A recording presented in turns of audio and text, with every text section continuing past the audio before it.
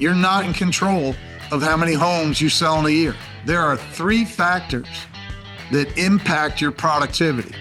One is what you do. Two is what the market does. And three, what the clients do. This entire industry is built on an illusion. And the illusion is that you win or lose business and you get paid for your ability to present. Welcome to Signature Buzz, your fast-paced weekly real estate sales meeting. Welcome to the Signature Buzz, your go-to podcast for real estate professionals. I'm your host, Brandon Roberts, and I got a special episode for you today. I get to go one-on-one with the one and only author of The Full Fee Agent, my coach, my current mentor, Steve Shull. Steve, welcome.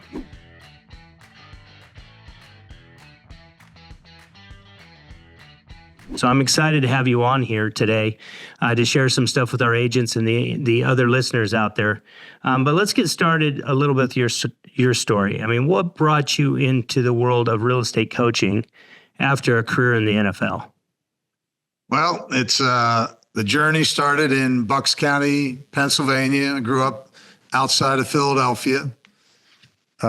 Played basketball, baseball, football. Sports was my thing growing up, much to my mother's chagrin. She wanted me to, have some other interests in life. And I was basically a one-trick pony. And I was able to convert that into a football scholarship at the College of William and Mary in Williamsburg, Virginia. And from there, I was able to make it as a free agent with Miami Dolphins. And I went to Dolphin training camp in 1980. They bring in 90 people. The final cut down is 40, they get down to 45. And back then it was 8 weeks of 2-a-day practices. It was very, very, very intense. I had no shot of making the team, walking on, not being drafted. However, as things unfolded during training camp, I just kept doing what I needed to do. And once we got into the preseason games, guys started getting hurt, and I actually got to play a lot in the games, and I played extremely well. And the last preseason game, we played the New Orleans Saints down at the Superdome. The quarterback was Archie Manning, not Peyton Manning or Eli Manning. It was their father. And I had a quarterback sack and a big play on special teams. And I thought after that game, the Dolphins kept 8 linebackers, and I was going to be number 8. And so we come back from New Orleans and we have practice the next day. You head over, and this was going to be the final cut. They were going from 50 down to 45. And I was hopeful. Walk in the door, and this guy who they call the Turk says to me, "Bring your playbook," which means you're cut. And I walked into Coach Shull's office. I was devastated. This had been a dream since I can remember. And, to get that close, and I get cut. However, in that meeting with Coach Shull, he said, "Stick around for one day if you can." And so I stuck around for one day, and what happened, one of the guys, John Giesler, who they put on the active roster, the next day they put him on injured reserve, which meant one spot opened up on the roster. Dolphins looked around the league. There wasn't anyone that they wanted, and they brought me back. And so next day, 1:00, I get a knock on my door, and I'm back on the team. However, in that 24 hours of getting cut to being brought back on the team, all my confidence, all my bravado, everything that had gotten me to that moment was gone. And now I didn't want to get cut again. That it hurt way, way too much. And so for the first 5 games of the season, I was playing to just not make a mistake. And when you're playing not to make a mistake, and this is a good lesson for everyone to hear, when you're playing not to make a mistake, you're not doing anything. And it was before the 6th game of the year. We were playing the New York Jets. I'm walking out to the practice field, and Don Shula was right in front of me. This is Don Shula, the winningest coach in NFL history, the legend, the jaw, the whole thing. And he turned around as we're heading out to the practice field. He turned around, he looked at me, and he said, "Son, you're not doing what we put you on this team to do." Turned around, walked away. And it was as if God had spoken. And basically, he was saying I was going to get cut again. And I'll never forget that moment. One of the defining, we all have these defining moments in our life. And I stopped myself. I collected myself, and I made a very important decision. And in that moment, I said to myself, you know what? I'm not going to worry about this, because for 5 weeks, all I was worried about was getting cut. It would just consume me. And I just said to myself, from this moment forward, I am going to give my best effort. And if my best effort is good enough, great. And if my best effort is not good enough, then so be it. And I let go. And in that moment, I learned, I was 20-something years old, what it means to not be attached to the outcome. And again, I go back to that moment so many times in my life, because we all get attached to the outcome. We all want things. And then when we think we're not going to get those things, we get very uptight and anxious and fearful, which moves us away from what we want, not towards what we want. And so that was a lesson I learned early on. I ended up playing 4 years until a knee injury ended my career like that. Boom. That's another interesting thing to go through. And so from there, I went back and I got an MBA at the University of Miami. They had a special program where if you had an undergraduate business degree, you could get an MBA in 9 months. I said, all right, that sounds like a good deal. I went, got an MBA, and when I was in grad school, they had one of those career days, and this guy comes in from Goldman Sachs. And I didn't know anything about investment banking. I didn't know anything about Goldman Sachs. I just listened to this young guy, charismatic, good-looking guy, and I just said to myself and listening to him, whatever he's doing, that's what I want to do. And so I did get an interview with Goldman Sachs. I lasted one interview. However, I ended up getting a job with Citibank at the time. They had their own investment banking division. So I got a job with Citibank out of Miami, and they sent me up to New York for 6 months to go through their training program. Then I came back to Miami, and then that branch closed after a year and a half. And I went back up to New York, and I got another job with Solomon Brothers this time, right on their government desk, right at the epicenter of the financial universe. And I had no clue what I was doing. I mean, none, zero. I parlayed the fact that, I played professional football, and I used that experience, and I got hired for a job I definitely wasn't qualified for. And I didn't go through their training program. I just started right out on the desk, and I'll never forget, on my first day, I'm the new kid. They give me this account, and they want to make the new kid look good. And they give me this. The guy gives me, and this was the precursor of hedge funds. This guy gives me $1 billion trade to execute. Day one. I stand up again. I have no clue what I'm doing. Murph bid this, Neil offer that, and come back, bid this. It was called a butterfly trade. Needless to say, the trade didn't happen. However, I remember slinking back into my seat thinking, what did I just get myself into? And again, that was a learning moment because I had to figure out what to do. I was a fish out of water with no clue. And so I used that moment to really begin to go to work and understand what I was doing. I would go in, the trading floor at Solomon Brothers was a huge airplane hangar, huge. And I would go in there every Saturday and Sunday. I'd go in from 8 to 5 every Saturday, Sunday. There wouldn't be another soul in that whole building. But I was in there studying, learning, trying to figure out what am I going to do as a fixed income salesperson.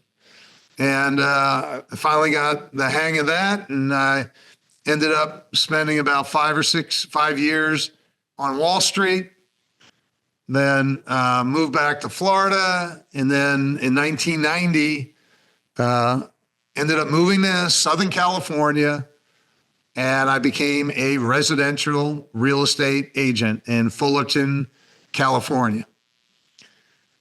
And I'd been going to Mike Ferry seminars. That was my only experience of what real estate is. And Mike is probably still teaching this. Back then, if you didn't do 50 deals a year, you were worthless. You didn't deserve to be on planet Earth. So it got drilled into my head right from the beginning. You got to do 50 deals a year. And in order to do 50 deals a year, that means you got to be talking to 50 people a day. And we were given 4 choices: expired listings, for sale by owners, door knocking, cold calling. And I wasn't going to cold call. No way I was doing that. For sale by owners, didn't have any interest in that. And so by default, door knocking, expired listings. And I started out knocking 25 doors a day. I worked up to knocking 200 doors a day. I called every expired every day, 14 different cities. In my first year with a partner, ended up closing 53 transactions in a market that was horrible. You wouldn't take a listing for anything less than a year or two. A multiple offer was buyers writing multiple offers on different properties to see which one they would get the best deal on. If you got something sold in 90 days, that was a miracle. So very different environment. Anyway, closed 53 deals in my first year. And then in my second year with my partner, we were on track to do 100 deals. And I went to Mike, I said, what I did with my partner, she knew real estate. I didn't know real estate. I just took what he was teaching and applied it. I think I can do for other people. And Mike liked the idea. And that's where real estate coaching was born. We went to an office in Las Vegas, Coldwell Banker Premier. And we had that meeting. And in that meeting, we signed up our first 9 coaching clients. Didn't even have a coaching program. Signed them up anyway. And then from there, we went to San Francisco and had a mini retreat, and signed up 90 people at that program for coaching. And I had to go back to the office and put together a coaching program. And in the beginning, it was a 2-hour, it was a 15-minute phone call twice a month. So every other week, 15-minute phone call. And I made this fact sheet, and I'll tell you how old I am.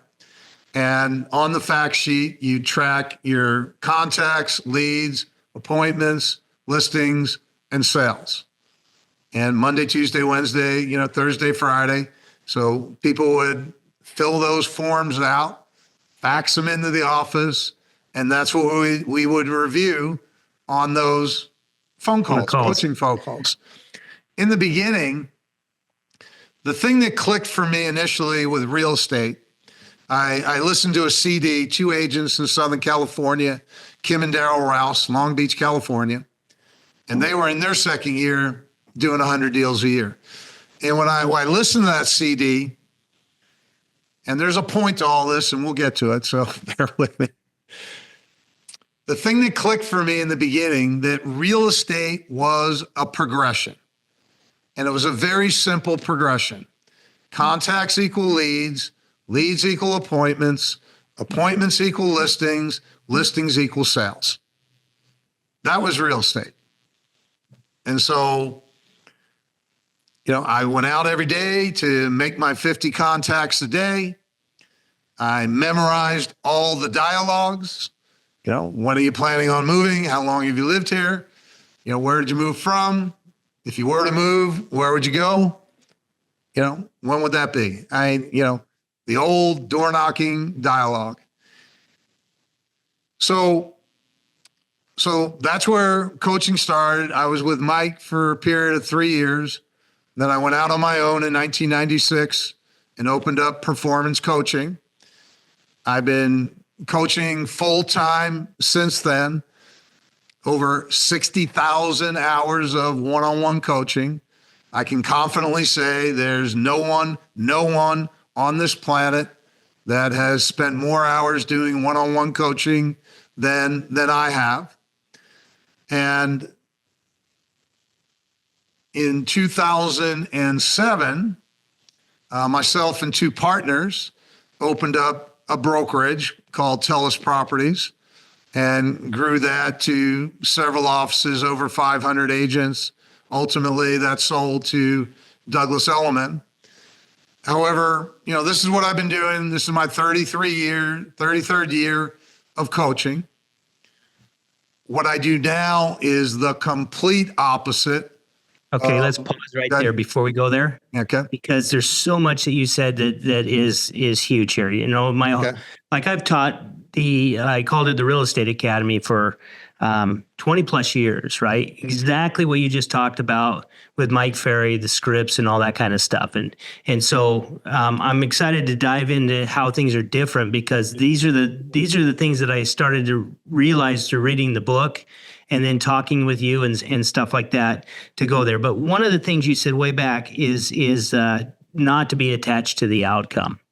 And I think so many agents are tied to the outcome of every presentation, every call, that kind of stuff.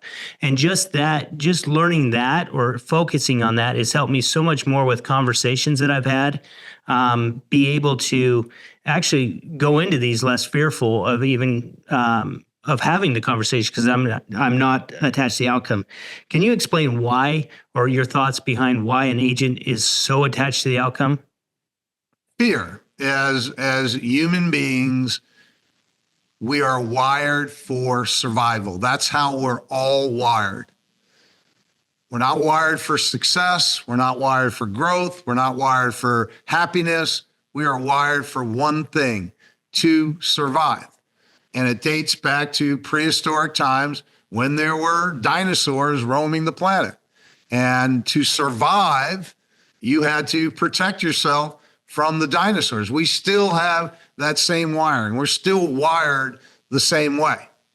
And so what we perceive everything to be a threat. That's how we go through life. And, the good news is we can rewire our brain for whatever we want. And the brain will do exactly what it is wired to do. And so a book that really changed my thought process is called The Untethered Soul by Michael Singer. And in reading this book, I really got that we are not in control of anything that's external to us. All this work, and I did it, I coached it for 20 plus years. I grew up in it, goal setting, business planning, all that stuff, decide what you want, make a plan, do the work. What everyone forgets to tell you is you're not in control of the result. You're not in control of the result. The only thing you control in life is what goes on inside.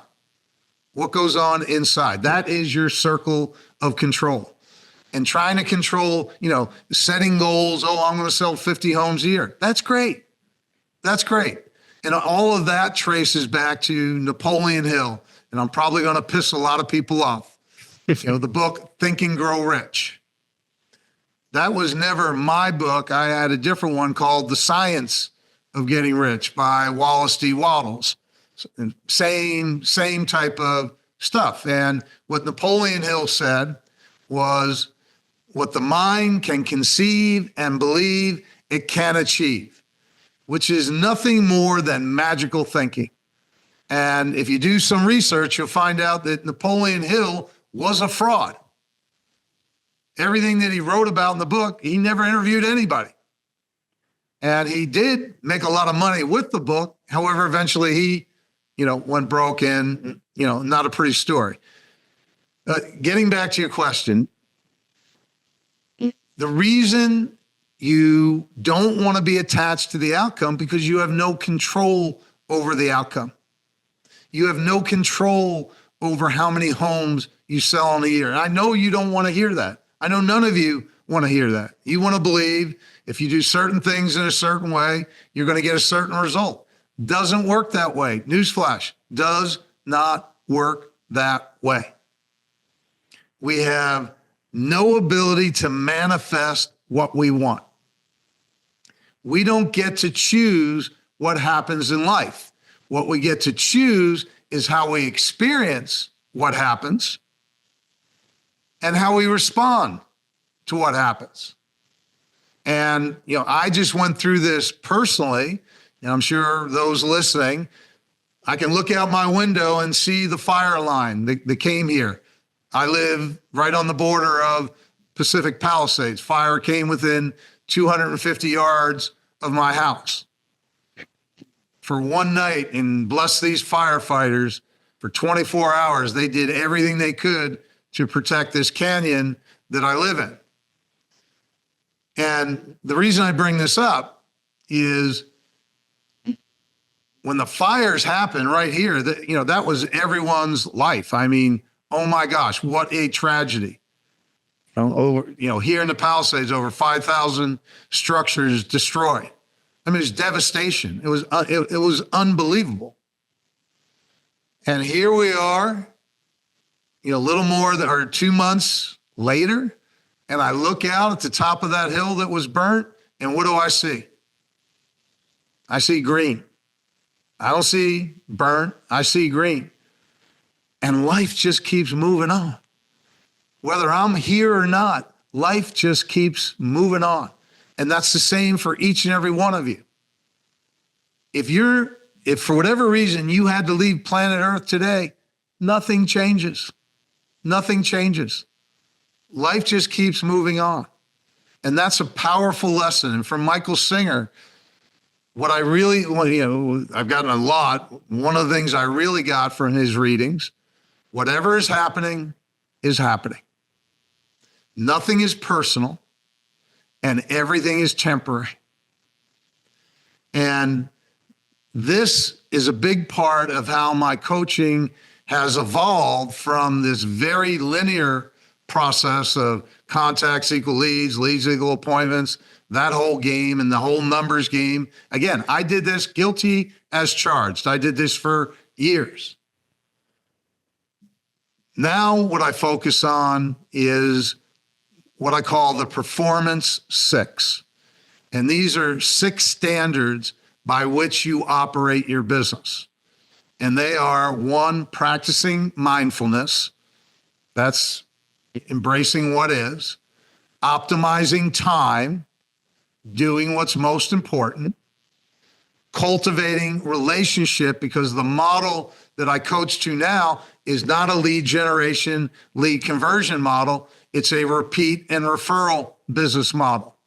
Because if you look at real estate, if you actually go in and you survey the top agents or all agents, either one, what you're going to find is the majority of business that anyone is doing, more than 50%, as much as 100%, is repeat and referral.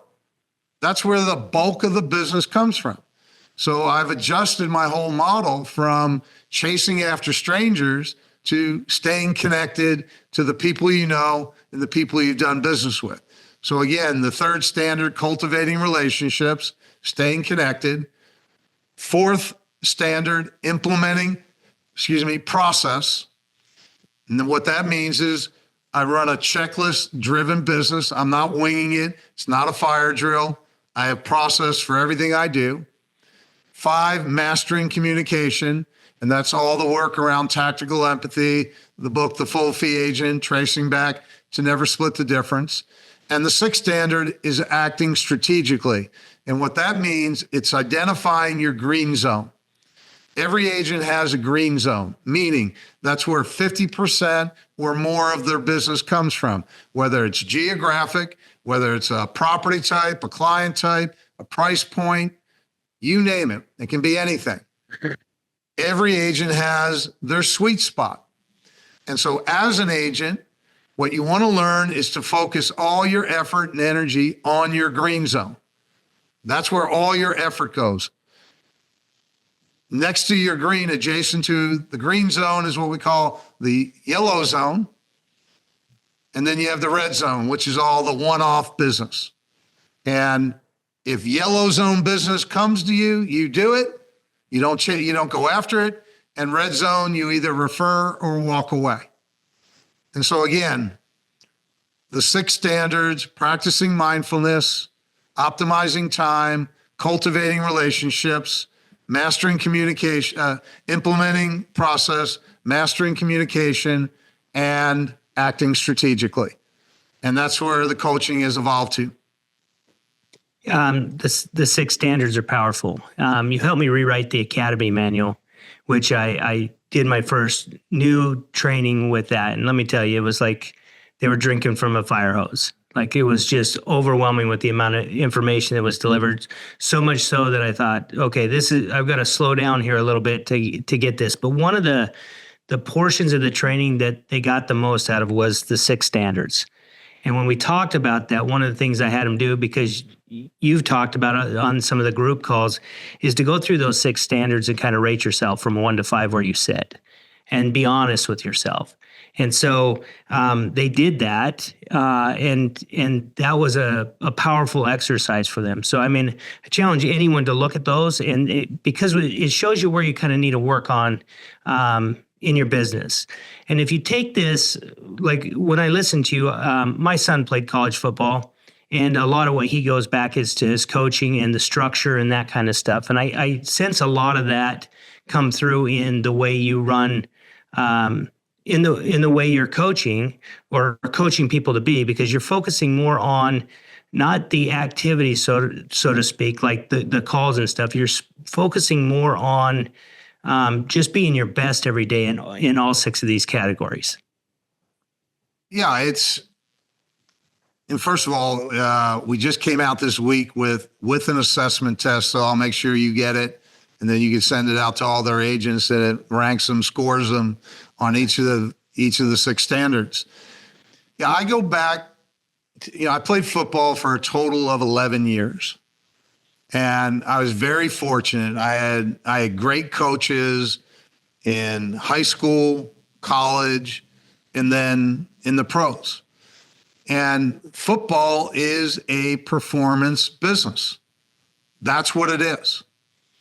And you are trained to perform at the highest level. It's not just run out on the field and do whatever you want. It doesn't work that way. And you spend your year getting in shape, getting in condition, so when training camp begins, you're ready to go. And every year you start right at the beginning, and you've got a whole playbook. Our playbook with the Dolphins was this thick. We get the playbook in training camp, and then every week you get a scouting report, again, about this thick of the other team. And you've got to learn everything that you possibly can about that other team. And so there were so many lessons that I learned, especially playing for Don Shula, winningest coach in NFL history. That ought to tell you something. All those lessons I bring into how I coach agents today, because you're in a business that is not dissimilar to professional sports. You only get paid for one thing, your result. And the irony of this is the thing that you get paid for, the only thing that you get paid for, you're not in control. This is one of the biggest challenges of real estate. You're not in control of how many homes you sell in a year. There are three factors that impact your productivity. One is what you do. Two is what the market does. And three, what the clients do. So on your best day, you're only in control of one of the three forces that influence your productivity. And truth be told, the market and the clients are a bigger influence than what you're doing. You can do everything right. And if there are no homes selling or no clients doing anything, you're not going to make any sales. You can do a lot of things wrong. And if the market is rip roaring, guess what? You're going to do some business. So there are things in my job as a real estate coach, my job, and any of you who have a coach or are thinking about coaching, this will be good for you to understand. My job as a coach is to position my players for success. That's what Don Shula was always trying to do, put each of his players in the best position to succeed and have them prepared for anything that could happen at any time. The thing he couldn't do, the thing I can't do for anyone, I can't go do it. There's a great scene, I'm sure some of your agents have watched the movie Any Given Sunday. Al Pacino gives a halftime speech. I love that speech. It's the closest thing that you'll get to feeling what it's like in a locker room in that heat of the battle moment. And Pacino just lays it out for everyone. Just lays it out. Brutally honest. Football is a game of inches, 6 inches this way, 6 inches that way. However, in the end, the thing that he says is, I can't do it for you. I can't do it for you. What are you going to do? And again, my job as a coach is to put you in the best position, to prepare you in the best way to have the greatest chance for success. You've got to go do the work. And the thing that no one has taught you, the thing that I'm just learning, is you're not wired to succeed. Again, you're only wired to survive.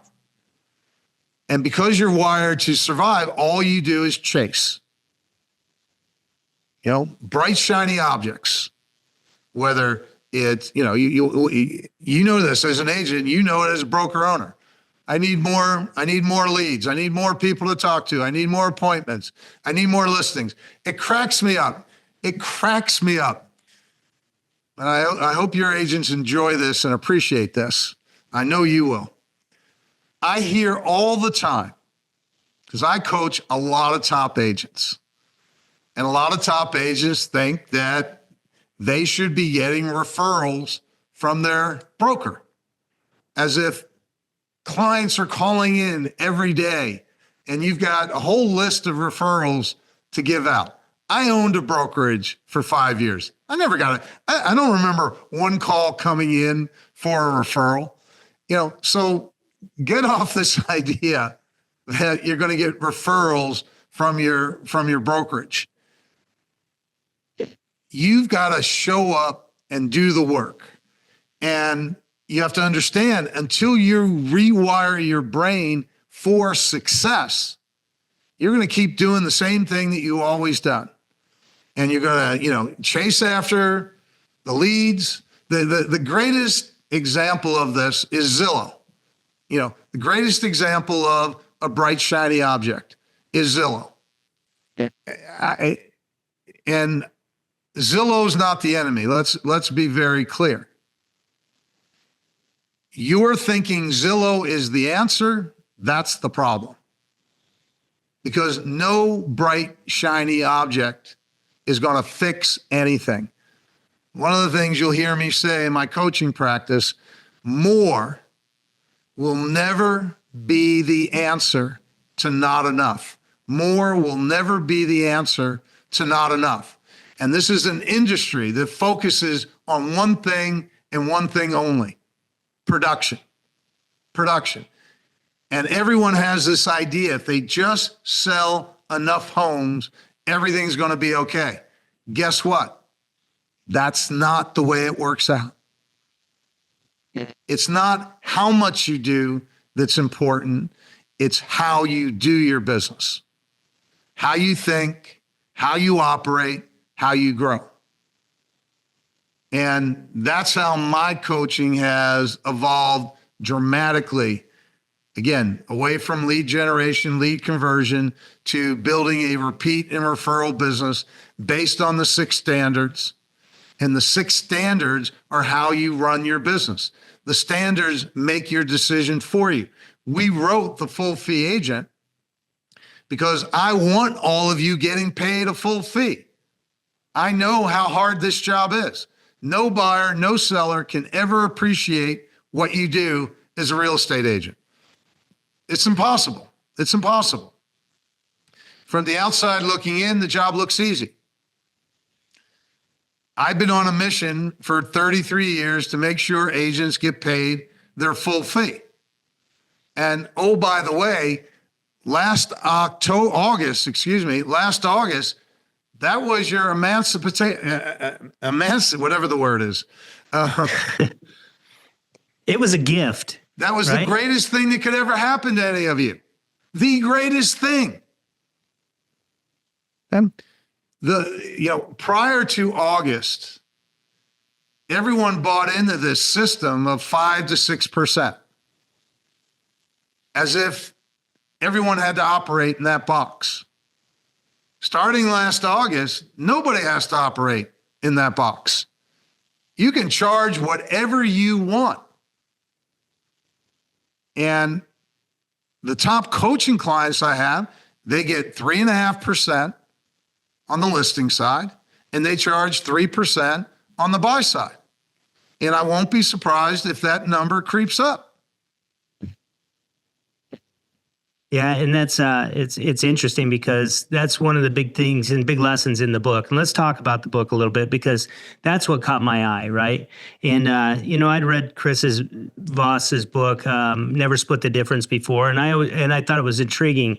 But I love how you've taken it and you've translated it into real estate, so to speak. I mean, how did you meet up with Chris, and how did that come about that you guys wanted to put this kind of a book together? So one of my clients gave me the book. They'd been to a book signing in Malibu when Chris was there, and gave me a copy. And one Saturday, I probably sat on the book for a year, or I forget how long. And one Saturday, I cracked it open. And I don't know where I was in the book. I had a major epiphany. And the epiphany was I was doing everything wrong. Everything. And I had been the guy in real estate who was trying to extract emotion out of the equation and boil it down to fact, logic, and reason. And I was a script and dialogue guy. I can't tell you how many thousands of scripts I've crafted in my life. And all of those scripts were designed to lead people to an inescapable conclusion. And it was all about fact, logic, and reason. And somewhere in the book, I don't think it's even written in the book. However, the epiphany was you cannot overcome emotion with fact, logic, and reason. And the way people make decisions, it's based in emotion, period. And so that was the truth for me. The moment I got that, I got it. I reached out I was able to track Chris's son down, Brandon, who worked with him at the time. I had a call with Brandon. Then Brandon got Chris on the phone. And I said to Chris, everything that you wrote about and Never Split the Difference, of course, the title of the book is what drew me in right from the beginning. Because what does every real estate agent do? Split the difference. So, I mean, the title, damn, I got to read that, right? So I said to Chris, everything that you wrote about in this book applies to real estate 100%. Can we put a program together? And he said, great. And we started out with an 8-week negotiation program. It was a 1-hour call, teleconference call before Zoom. And, we did more and more of those programs. And then we got together and collaborated and took everything about tactical empathy and put it into the world of real estate. And like I said, that book, I had the same epiphany. You know what I mean? I don't know exactly where it was in that book, but I was like, oh my gosh. And it is, the whole thing is chasing and convincing is all trying to sell on logic. And you're right, it's on emotion. But I love the book so much, and I want to thank you for working with me to get enough books that I'm able to give every one of my agents a book. So I think it's important that they all get a copy so that they can read it, and that everyone that joins my company as they come on, part of the welcome package of the onboarding is they're going to get your book as well. Because everything we're doing now and everything I've restructured on our training is based around your teachings. And so I hope you don't mind, but I'm going to copy a lot of the stuff you do based on that. So I just like to say to all your agents, I hope you appreciate the commitment that Brenda is making, because it's a big leap. It takes a tremendous amount of courage to drop everything that you've done for so many years. However, that's what this work is about. I mean, one of the concepts in the book, I'm sure you're going to ask about, is the favorite and the fool. Yeah. And this is a huge game changer when Chris introduced me to the concept. And the concept is this. When you get that phone call that you all want, that you all cherish, hi, we're thinking about selling our home. We'd love you to come out and talk to us. Every agent wants that call all day long. And when you get that phone call, then you go into, a sequence of activities. If you're a good agent, you're going to prepare for the appointment. And you're probably going to spend 2-3 hours minimum putting your CMA together, putting your presentation together, all the fact, logic, and reason you can assemble in order to show them how great you are and how wonderful you are. Then you're going to drive out to the home and you're going to step into the living room. And the first thing they're going to say to you is, would you like to take a tour of the home? And you're going to say, yes. And you're going to walk around that home, whether it's 15 minutes, a half hour, depending on the size of the home. And you're going to let them tour you around the home, and they're going to tell you all the great, wonderful things that they've done. And you're going to say, great, great, great, great, great. And then you're going to get done with the tour.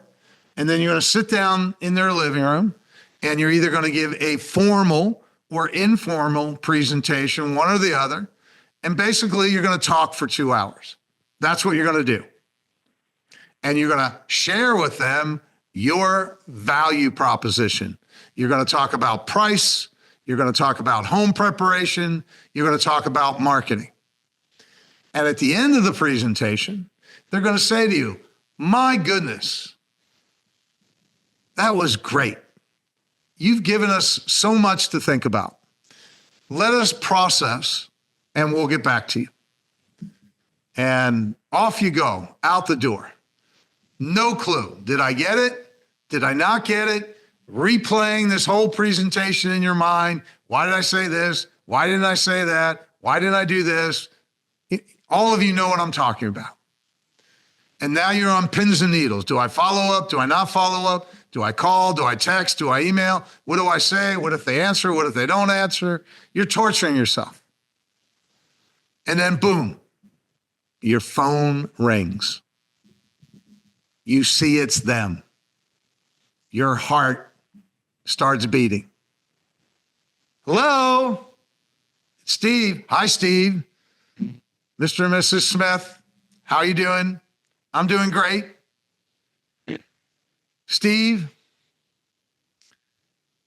you really gave us a lot to think about. You made a great presentation.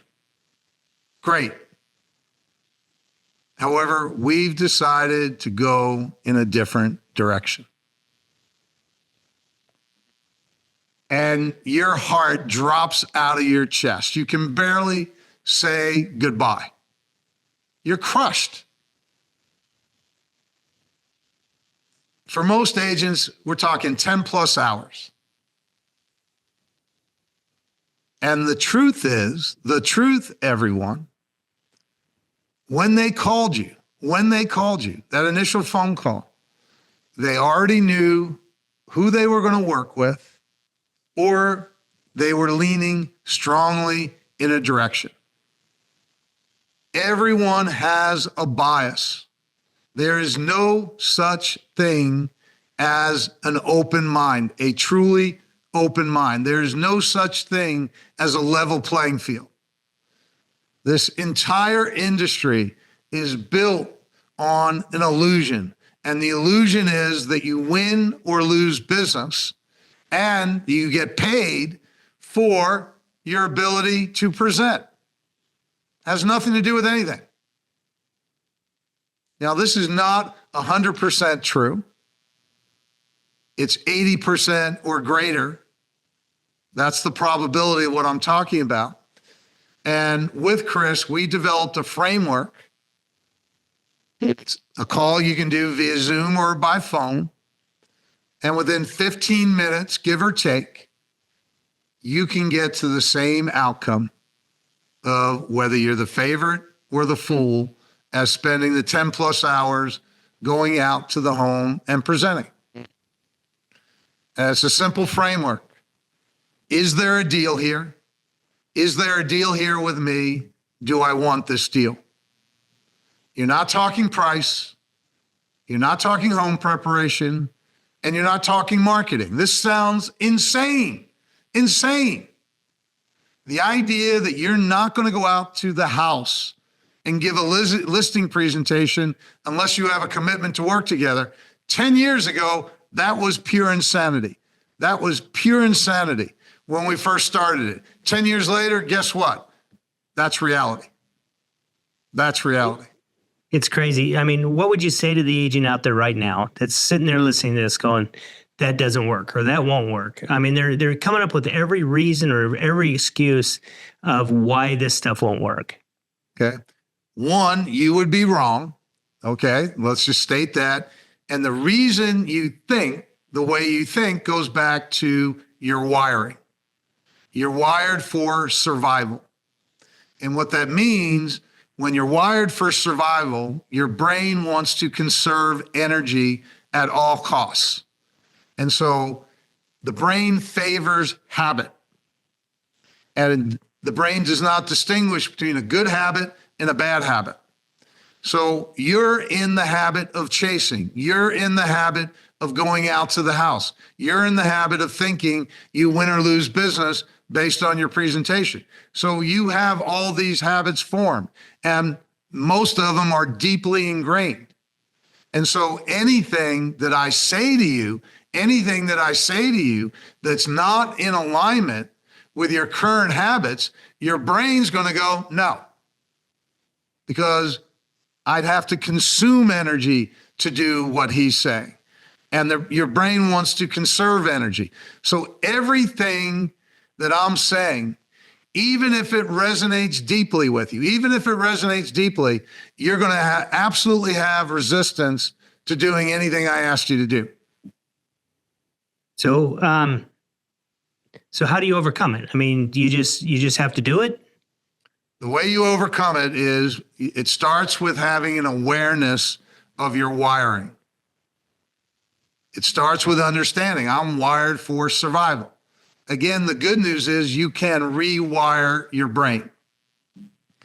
And so first step, recognizing I'm wired for survival. Then you have to make a commitment to rewire yourself for success. And you can pick any of the 6 standards and just pick one small thing that you can do. And that's how you begin to lay down the tracks for a new habit. So it's about letting go of a bad habit and laying down the tracks for a new habit. And so once you become familiar with the 6 standards, pick any of the 6. Let's say practicing mindfulness. The first thing I do is I set aside 1 minute a day to get quiet and just breathe. And I do it. Let's say I'm in the habit of drinking a cup of coffee in the morning, or I take the dog for a walk, or I take the kids to school. It's good to anchor a new habit to an existing habit. So the moment I get done with my coffee, let's say I drink coffee every day.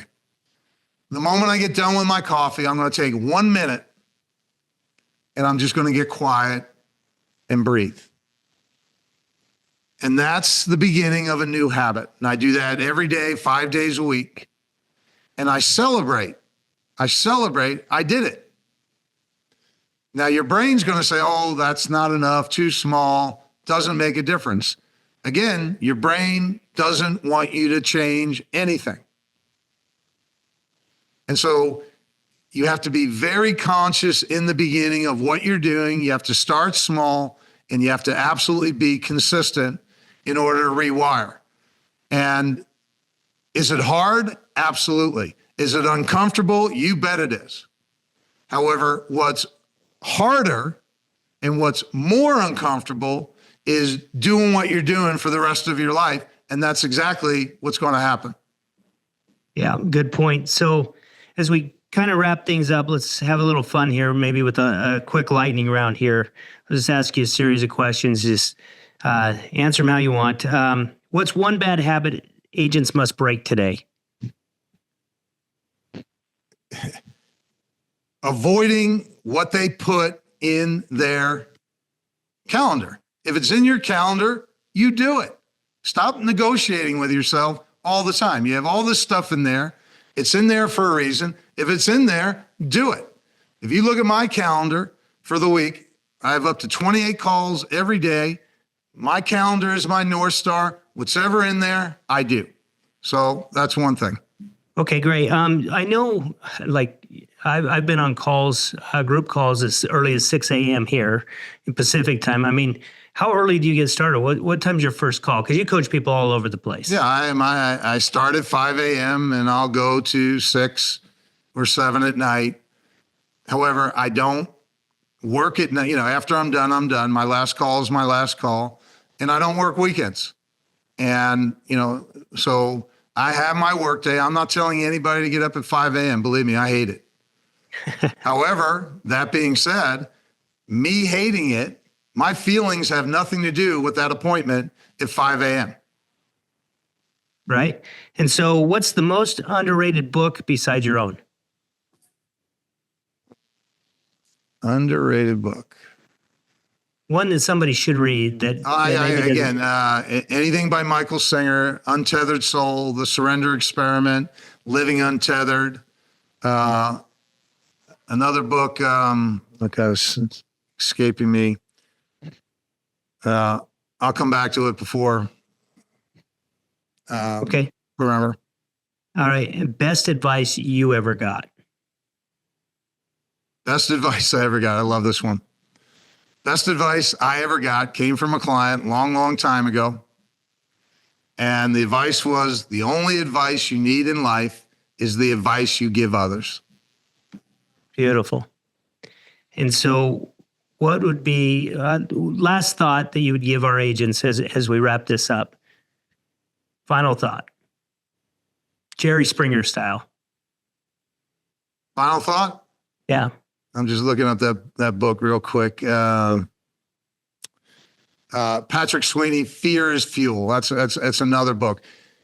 what I love about that book, we need more fear in our life, not less. And that'd be a whole different phone call. All right. Question again. Best advice I can give? Yeah. Final thoughts. Right. Best. This one's easy. If I had to boil everything I've learned down to one thing, and that is, in order to grow, you must let go. In order to grow, you must let go. And we come into this world with nothing and we leave with nothing. Any attempt to hold on to anything is futile. If you want to grow, then you're constantly letting go. And I see this with agents. To get to one level, you're doing certain things. To get to the next level, you're letting go of what you did to get there, and now you're doing other things. And it just keeps going. It's from, getting your first assistant, giving up the idea that you have to do everything. Then getting a buyer's agent, giving up the idea that you have to work with buyers. Then giving up that you work with sellers, you get listing agents. And all along the way you grow your business, you're always letting go. Beautiful. And Steve, if people want to learn more about your coaching or get in contact with you, what's the best way? You can go to www.performancecoaching.com, or you can email support@performancecoaching.com. Awesome, Steve. I appreciate your time. Hopefully the agents got as much value out of this as I get from you every day, because I tune into your calls every single day. It's important. It's important for my mindset, and when you want to take on something new, to make sure you're indoctrinating yourself into it. So I'm jumping in with both feet, and I appreciate everything you do for me. And I love having you. Thanks, everyone.